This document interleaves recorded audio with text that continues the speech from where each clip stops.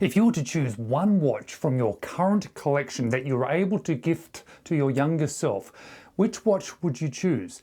And why would you choose that watch?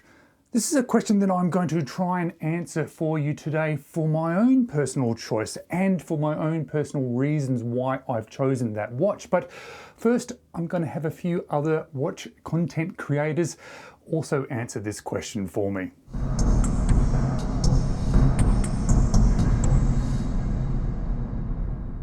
Hello, you're watching James. My name's James, you're watching me, and I am talking about watches, and I'm really looking forward to answering this question for you, but I'm actually more looking forward to hearing the answers from all the people that have submitted videos for this collaboration video, and I'm sure you're going to know who most of them are. But I wanted to be a little bit more specific about this question. Not just which watch would I choose, not just the reasons why I would choose that watch, but I wanted to be specific about the version of me that I was giving it to.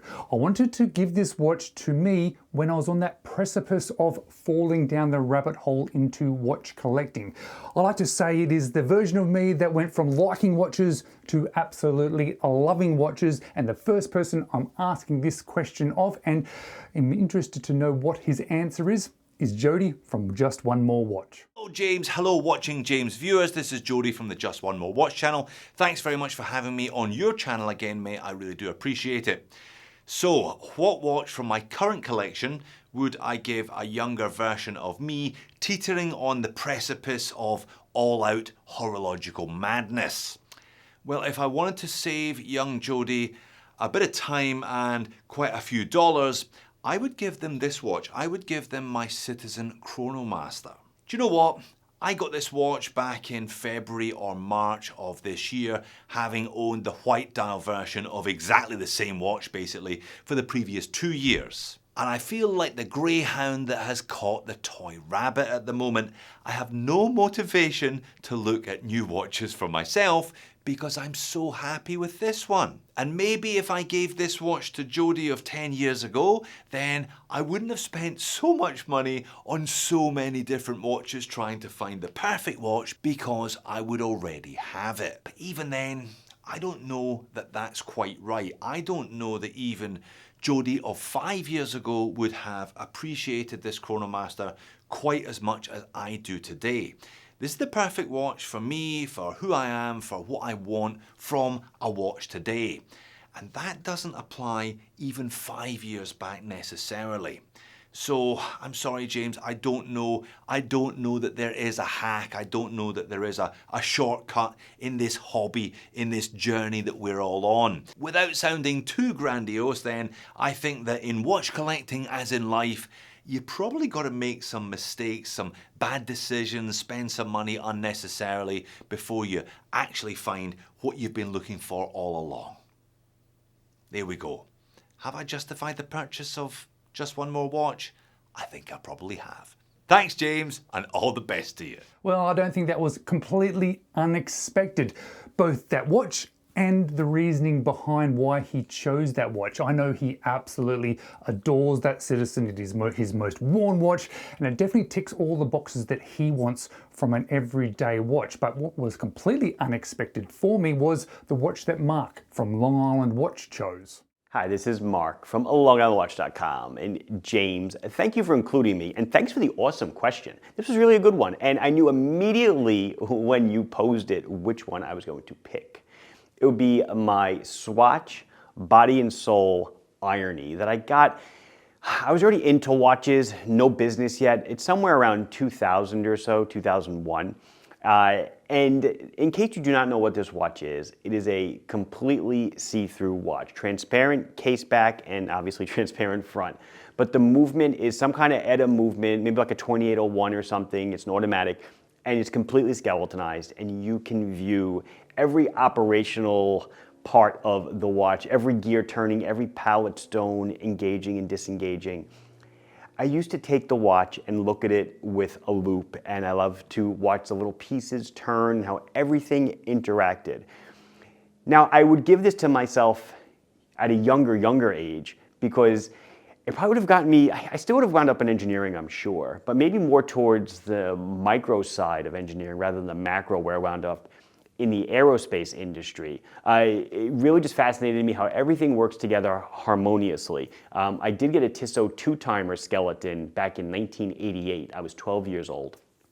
And that's probably what started me really interested, but if I would have gotten that body and soul irony earlier, I probably would have altered the course of my life. Yeah, maybe for the better, maybe for the worse, who knows, but that's the one I would pick. Thanks. It was interesting that Mark knew exactly which watch to choose. But for me, what was interesting about his submission was that little Tissot that he showed. I might have to go looking for one of those to see if you can buy it now. But somebody who didn't have such an obvious answer, that this question was a lot more difficult to answer, was Kieran from Top Tier Ticker. Hello, Watching James viewers. My name is Kieran. I'm from the YouTube channel Top Tier Ticker. I hope you're having a good day. So James asked me if I could go and visit my younger self, which watch would I give them? Now, it's a hard question, right? And I've been thinking about this for a few weeks now. The most obvious choice is to go back and give yourself, you know, your most expensive watch in your collection. For me, that would be my Omega Seamaster. And you'd think, well, you know, you're giving yourself your most expensive watch. That would be the best thing to do. But I don't think it is. I don't think I'd do that. Maybe you'd go back and give yourself your most exclusive watch. For me, that would be my Zelos Artemis. That's only 75 pieces, a very impressive watch. But again, I just don't think that I would appreciate that watch at that time. I think that the watch I would genuinely appreciate the most, if I could go back and give myself a watch, is this. This is my Studio Underdog Goofy Panda. And the reason I'm picking this watch is because the chronograph is the style of watch that I struggled to find for ages. I think I must have gone through 10, 20 chronographs before I landed on this one. I found it extremely difficult to find a chronograph that I really resonated with, that I really enjoyed wearing. But as soon as I got this one, the chronograph really made sense to me, and I started to find more chronographs that I really gelled with. Also, this watch is a good reminder to my younger self to not focus too much on, you know, which watch offers the best value for money. Sure, you know, we want a good quality watch that's going to last for a long time. Design is the most important thing. So if I could go back in time, the watch I'd give myself is the Studio Underdog Goofy Panda. Thanks to everybody. Have a great day. It's interesting that Kieran has given these reasonings behind this watch choice, because it is something that I've definitely learned over the last few years, and that is the watches that stand out to me the most. The ones that change my watch collecting journey are not always the most expensive watches or the most popular watches or the most well-known watches. It's finding the right watch that is right for you.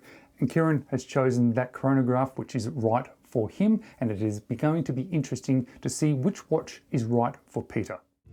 G'day James, how you going? Saying hello from Melbourne, mate. The other side of this continent. You're in Perth, I'm in Melbourne. It's freezing here today, but whatever the case, interesting question. If I had to gift myself a watch from my current collection to my younger self, which watch would it be? I wouldn't do it. I'm just kidding. If I really had to do it, I'd honestly probably give myself the Sinn 910 SRS, because being a guy who's really into tool watches, instrument specific watches, gadgets, I like pressing buttons, I like turning bezels, and this being a flyback chronograph and really well made, especially that movement, it is so finely tuned. I think this watch would have really satisfied me, not only back then, but actually satisfies me today. So looking forward to seeing what the other enthusiasts have to say with their watches.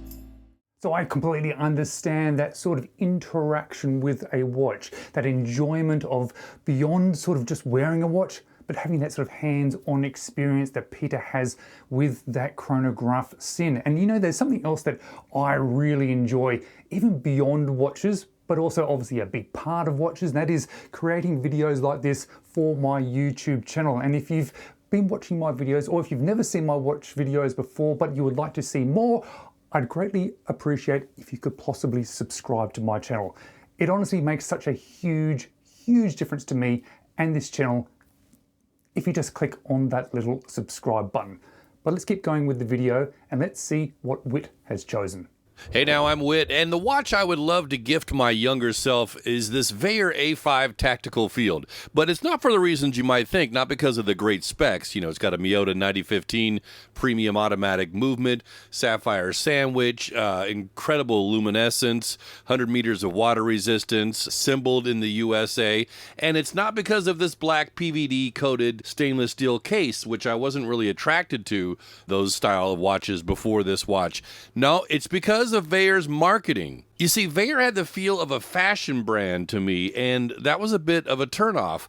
But I had heard other enthusiasts praise them, and man, were they right. This is a phenomenal timepiece, and it taught me to be a little more open to my perception of brands. I robbed myself of years of enjoyment of this watch just by thinking that, it was for somebody else. So I think you and I could experience a lot more incredible watches if we just let our guard down a little.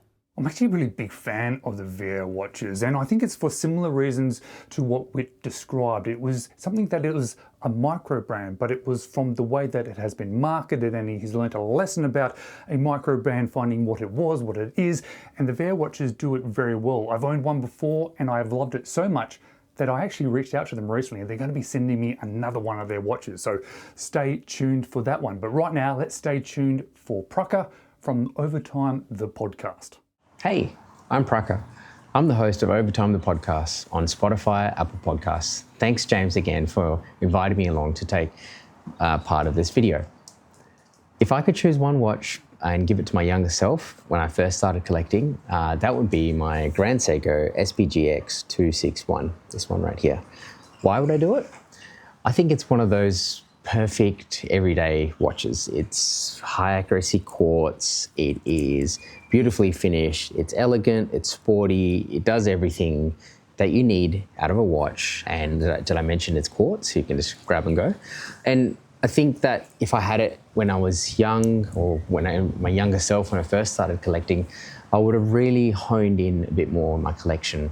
I've bought many Garter watches in the past, which I like. It's one of those simple watches that are elegant and I guess sporty as well. This would have just allowed me to have picked what I guess would say is the best of the bunch, at least in this sort of affordable-ish range. And I'm glad that and it would have allowed me to have a bit more focus, or at least be done with that sector and say, yep, I've got the best of that world, and then allowed me to move on to different things earlier in my collecting journey. Anyway, thanks again, James, for inviting me on. Cheers. Thanks, Praer. Praer's actually a good friend of mine. We catch up regularly, and every time we do catch up, I'm very keen to get hands-on with the watches that he has. And I know if I had a GS just like that one earlier on in my watch experience, I think it may have changed a little bit of the direction of where my watch collecting journey was. But let's see who's next. Old me is in the fortunate position of owning a Rolex Explorer and an Omega Speedmaster, and I love them both, and it took ages to save for them. I wear them all the time. I would have loved them back in the day as well, but they would have been a bit risky for the young me. You see, I had a fairly tumultuous youth and definitely enjoyed a drink or 10 in many bars and seedy clubs around the world, and I fear I would have lost something fancy at knife point. So, Swatch watches and fashion brands is what I wore back in the day. So I would give my young self the Marin Instrument Skin Diver. I don't know what it is about this watch, but it has a spell on me, and whilst I love all skin divers generally, this design is easily my favorite, and it flies under the radar quite well. Since I've dived a bit at various times in my life, it would have been a solid choice, but just look at this watch. It's discreet and gorgeous. It looks more expensive than what it is, and it also has a really cool crown guard design, which will punish your fingers if you attempt to hand wind like a fool. Whilst the fitted rubber strap looks really good, it can take any strap it seems, and that's good since I wouldn't expect it to last the 30 or so years since young me started wearing it. But I do want to point out that they offer a 5-year warranty. Maybe you don't see what I see. Beauty is in the eyes of the beholder after all. But if you do, go get your own and support a lovely guy with a great brand. They come in many colors now. So say hello from these days old Esbjorn when you get yours, and I hope it stays in your permanent collection also. Thanks, Bjon. I really always love watching your videos. You sound very soothing, you say lots of interesting stuff, your photography is amazing, and you feature some watches that I'm not always aware of, just like that one. But I am now aware of it, and I'm very happy to be aware of this new brand. But now we're going to head over to Spain to see Ivan. Hey guys, this is Ivan from the Bold Hairspring. Hope you're all doing well. And thank you, James, for inviting me onto your video.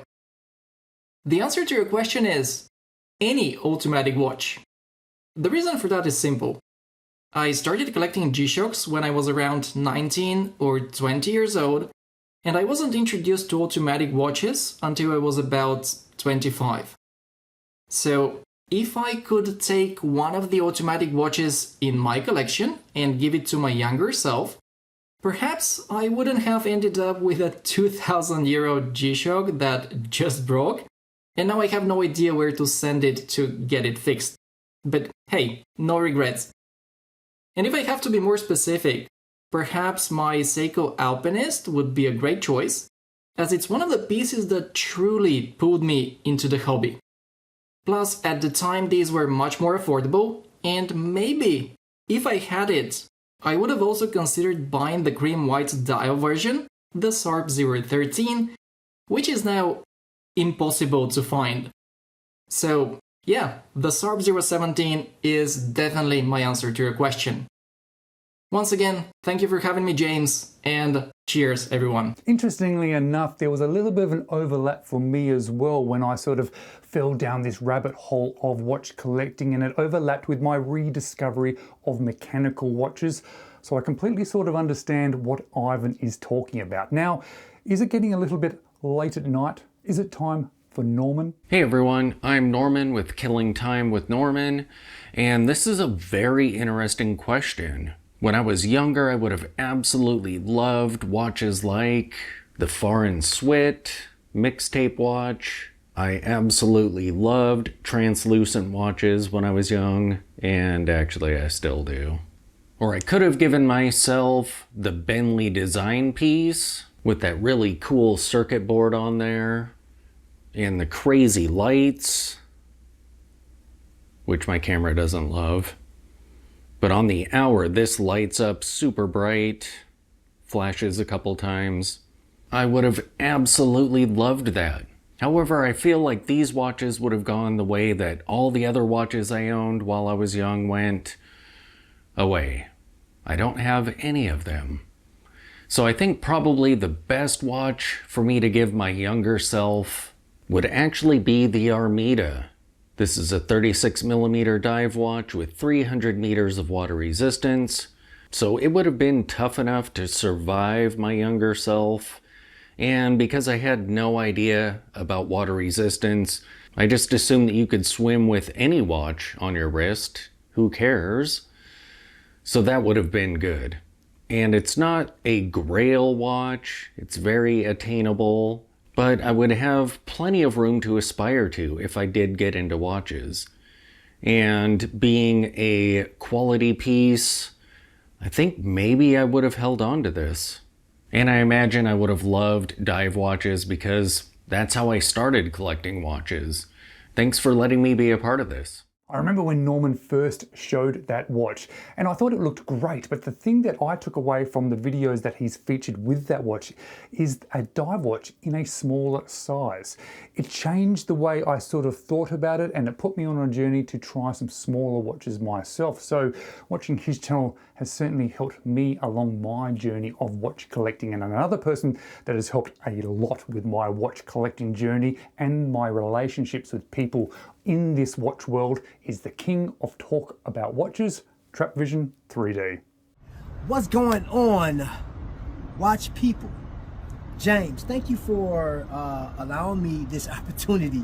When you asked me, what watch would I give my younger self when I fell in love with watches, that had me thinking about two things. One, I fell in love with watches early on. I was a little kid and I just had a fascination with time. Like it was beautiful. But there's one significant time when I fell in love with mechanical watches, and this is right before I entered high school. So I'll start there because I remember how I thought. The watch that I would actually give myself is this bad boy right here.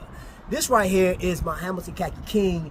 And I'm going to tell you why I would give myself this watch at the entryway of high school is because I fell in love with the mechanical watch, but I also love military. I was a G.I. Joe fan. I was like Thundercats, anything that had fighting in it. and there was a militant vibe to it. I absolutely love that. But I would gave myself this one message: do it from the heart. And I know what that meant back then. I probably, more than likely, would have joined the military a lot sooner than I did, because it was on my mind back then, but you know, I didn't know what I wanted to do in life. But this watch right here would have signified, hey, I got to get something done. I want to wear this thing. I love the way it looks. I love the dynamics of it. And I'd have picked up the 38 millimeter upon entering the military, thinking about this watch, and I'd have went, I guess I would have became a Hamilton fanboy a lot sooner than I am, because I absolutely love Hamilton watches. But yes, this is the watch. This is the watch that I would have chose over anything to give my younger self. And I was naive back then. I was, you know, I would have listened. I wasn't hard-headed. So, of course, I would have been like, man, dude, you look just like me. This is crazy. How is this even possible? Thank you, James, for allowing me this opportunity. I always love these collaborations, man. Can't wait to see what else you got cooking, brother. Be blessed. Trap always has so many interesting watch-related things to talk about, and talking about the journey and the relationships with a watch and how that sort of intersects is exactly what Jason has also done today. Hi guys, my name is Jason and I am very grateful that James has asked me to be a part of this video today. He has asked if I could go back in time and gift myself a watch when I first got into watches, which one would it be? And that's a very big question for someone like me. And if you've seen my channel before, you may already be able to guess the answer. A year or so into when I first started my channel, I was able to buy myself a Speedmaster. And the Speedmaster has been my grail watch since I was about 12. I was obsessed with space exploration, and finding out that these NASA astronauts had a Speedmaster on their wrist when they explored the moon, I had to have one. But the very special part about my Speedmaster is that my channel bought me it. So all that work, all of that grind that I put in finally gave me that absolute grail piece that I'd wished for since I was 12 years old. So you probably think that's my answer. No, it's not. See, all of that work, the adventure that it took me on, creating my own channel, getting into this world, joining this community and this amazing audience that I have, and I know James shares most of, that was the real reward for me. So if I went back to that 12-year-old Jason and I could gift him a watch, well, it'd be the exact one that he was wearing when he was 12 years old. That's a Casio F91W. And I implore you that if you know any young person that you want to give a gift to, especially coming up to this Christmas season, that are just getting into watches, make it a Casio. And then when they put all that work in, all that effort, and they can buy themselves their grail piece, they'll think back to that Casio that you bought them when they first started this journey. Thank you for inviting me along on this one, James, and thank you for everyone watching. And I can't wait to see the comments and see what they would have bought themselves. Well, it's very hard to argue with that logic, because if I'd given myself something different at a younger age, maybe it would have changed my journey and changed my relationship with watches, and it wouldn't be what it was today. So perhaps I wouldn't want to gift myself a watch when I was a bit younger. But for the sake of today, it's just an interesting question. So let's ask the next person, Skyler. James, super cool of you to include me in this video, and hi to all of James' viewers. My name is Skyler Santana. And James, when you first sent me this question, my knee-jerk reaction was to choose a watch enthusiast brand. But the problem is I found it extremely difficult to just choose one. I actually felt guilty by choosing just one. So instead, I went with the SKX 009 J1. Now I know, not a super sexy pick, but look, it's a very iconic watch. It's legendary. Everybody knows. A lot of people's journey began with that SKX, and I got it pretty soon into watch collecting myself. I just wish I got the watch sooner, because the other half of how I like to collect and enjoy watches is doing modifications, and that's a watch that is extremely available for parts to swap out. And you probably noticed it by now, but my bezel and bezel insert isn't factory. I did change that out. I've gone through through different case backs with it, and I haven't touched anything inside with the hands or the dial because I wanted to keep some things original. But ultimately, I have all the original parts, so if I wanted to bring it back to factory, I can. Watch modding and watch building has been a big part of how I like to enjoy watch collecting altogether. So hopefully this little gift to myself when I first started collecting would help jumpstart that. I have it right now on a Strap Habit FKM orange colorway to pull out those orange text within it. It has a push deployment, and that's how I like to enjoy the watch in the summer when we have thermal expansion on the wrist. In the winter time or when it's cooler, I like to put it on a J-style bracelet. One of the biggest reasons why I like to collect watches that are iconic and popular in other people's collection is because it gives you that immediate connection to somebody else. Either they have the watch still or they own it before, but surely they heard of it. And there's plenty of content that's out there on the watch. So after you buy the watch, or in this case, I'm gifting myself from the past, it is exciting to go on and see what other people's thoughts and feels about that watch is. And that's what makes us connect, and having that connection is really what it's all about. So James, thank you so much again for letting me be a part of this video. I appreciate you guys for spending your most valuable asset, which is time, and I'll hopefully see you guys in the next collaborative video. Thank you. Now, I seem to have come to this whole idea of modding watches, changing watches, building watches very late in my watch collecting journey, and it would have been interesting to see what my journey would have been if that had been introduced very early on. But lastly, but definitely not least, is Troy. First off, thank you for inviting me on, James. And if your viewers don't know who I am, my name is Troy. I'm bold and I collect watches. And I really have mulled over this and I relish this challenge. I just didn't know which watch to choose. I have so many in my collection and it was hard to think, what would my earlier self wanted to have bought? What should I have bought? What in my current collection could have started that? Hopefully your viewers agree, as I do, that this is probably the best choice to start a collection with. So this watch won't win any awards for originality, turn heads, or get people going, wow, that's amazing. What watch is that? But for me, that's the charm of this watch. It's understated. It's a classic. The simple design makes the DressKX a watch choice for someone starting out. And that's the goal here today. What watch in my collection would my less experienced collector self need to start my collection with? I have a lot of watches in my collection, and I've been collecting heavy, I would say, in the first 4 years of my collecting journey, which is about 80% of my collecting lifetime. And at times, I've just bought watches for the sake of buying watches. And I know we've all been there. But with the DressKX, if this is what I started my collection with, I think I'd possess that one watch that would have got a lot of wrist time because of its versatility. I would maybe have even explored dressing it up with different straps, and that would have allowed me to save money for my next watch purchase. Having that versatility in my collection with this watch would have kept me grounded on my journey. I would have taken the time to explore other choices, like pick a chronograph or pick a dive watch, maybe even making that second purchase a digital watch.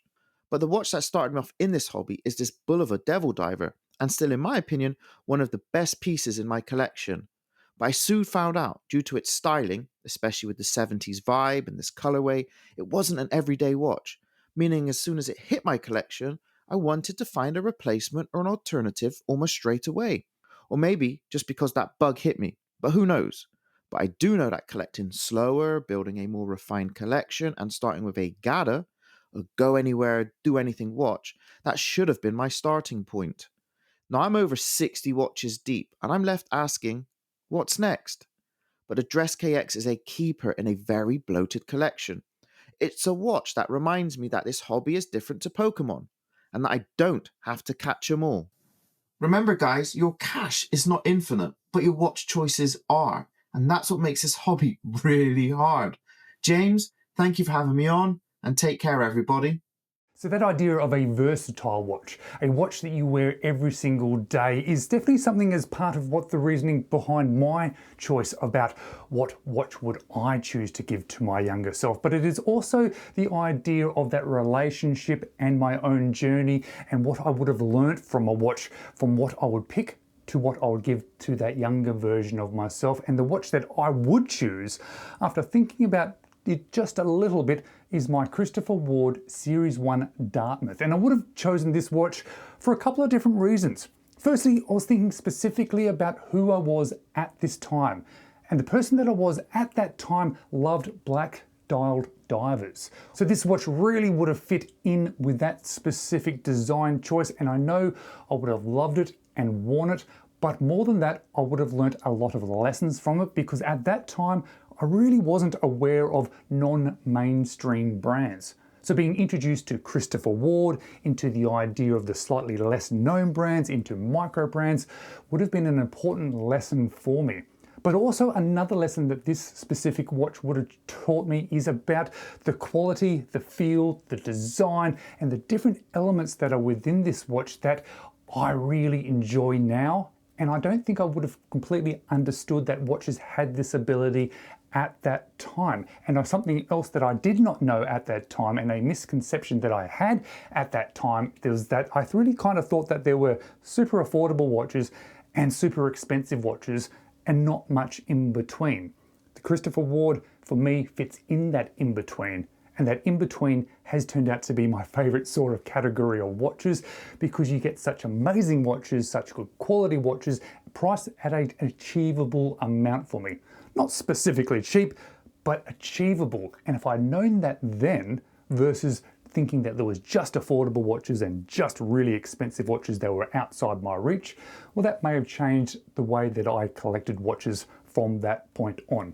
I want to thank everybody who has participated in this collaboration. It has been amazing to see the watch choices, but personally, it's actually more the reasoning and the stories behind it that I was most interested in. And I really do thank you guys for coming along this journey with us.